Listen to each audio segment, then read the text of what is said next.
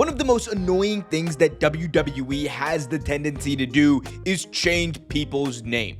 The change of Jeff Cobb to JC Mateo is only the latest in a very long line of sometimes hilarious but mostly disappointing WWE name changes we've seen. From Pete Dunne turning into Butch, Walter turning into Gunther, there are so many examples of this going wrong and at least initially being met with fan backlash. And you may be wondering why WWE does this, and the answer is pretty clear.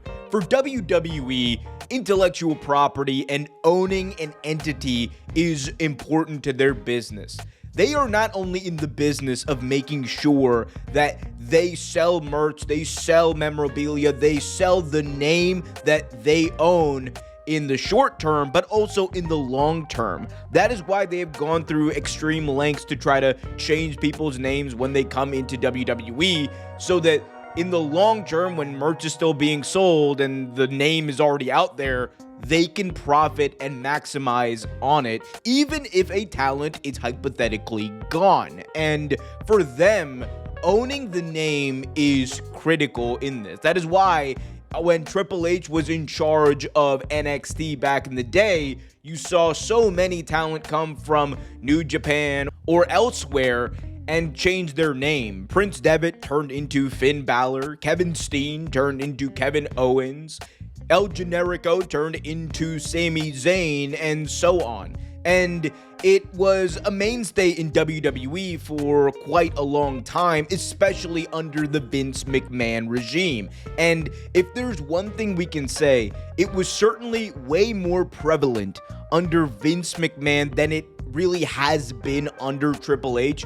The Triple H regime has been more willing to skirt by and allow talent to keep their names. Some of the biggest examples of this are many of the talent that have come through NXT as of recently, from Stephanie Vaquer to Julia to even Jordan Grace. There have been so many examples of talent actually being able to keep their names that they had in TNA, on the Indies, or elsewhere. And the likes of Jacob Fatu have even said that while they are allowed to keep their names, one of the caveats is that WWE is essentially leasing the name for the entirety of their contracts. And this was a bit of a compromise, not only on WWE's part, but also for the talent.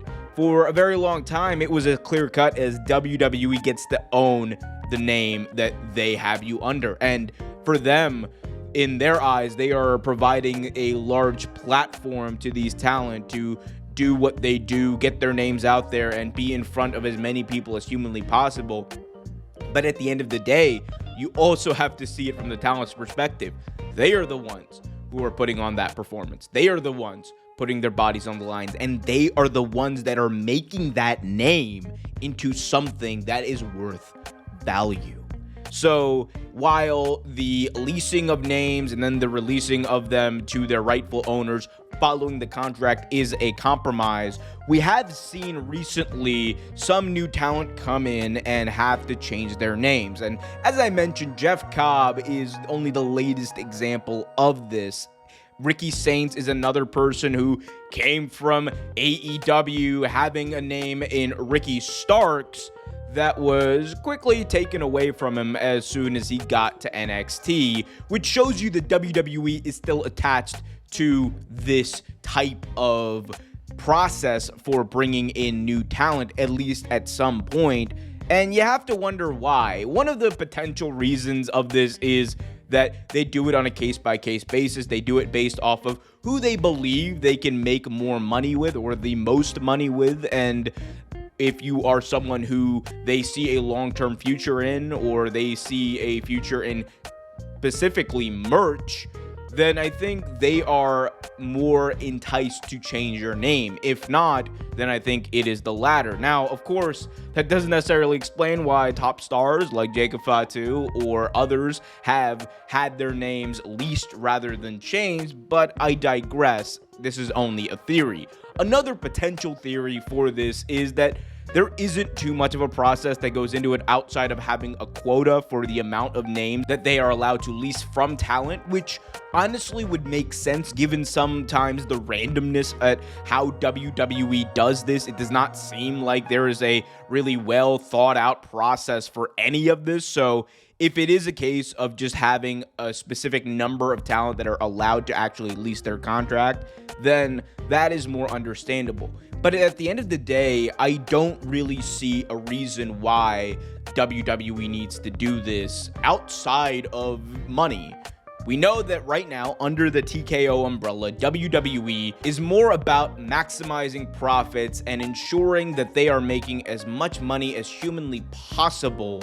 And while I do see that, and it is understandable that TKO would want to do that, I think having talents have a WWE name that they own is very important to them in this. And I don't think that the practice of leasing talent is going to be something that we see too prominently outside of maybe someone like a Jon Moxley or big name jumping ship from AEW. I just don't believe that WWE sees that in their best interest as far as making money. And if you are WWE, making money with talent that have names that you are able to market and that you are in charge of are really good, because at the end of the day, when they leave or if they leave, you still own the name. That is why many talent initially would always have a little bit of a climb whenever they would leave WWE, because the thinking would be that it would be harder for them to try to go make a name for themselves out on the indies or elsewhere without their WWE name than it would be for them to just stay and have a WWE name that is already built up, that already has the prominence that it does, and already is making the money that it is. And for WWE, for a very long time, that has been a huge leverage point for them. And that is why that practice, I don't think, is really going to go anywhere. I think that practice is only going to expand over the next couple of years. And while Triple H may find some exceptions for key talent moving forward, I think it is going to be the exception to the rule rather than the rule itself. Now, regardless of what you think about this, I do think WWE should stop. To me, it only hurts talent. It hurts their ability to work outside of WWE. And on top of that, it makes it feel like the product and what we are getting on TV is a lot more fake than it is real, with talent running around with clearly fake and over thought out names. But in the end, I guess we'll see.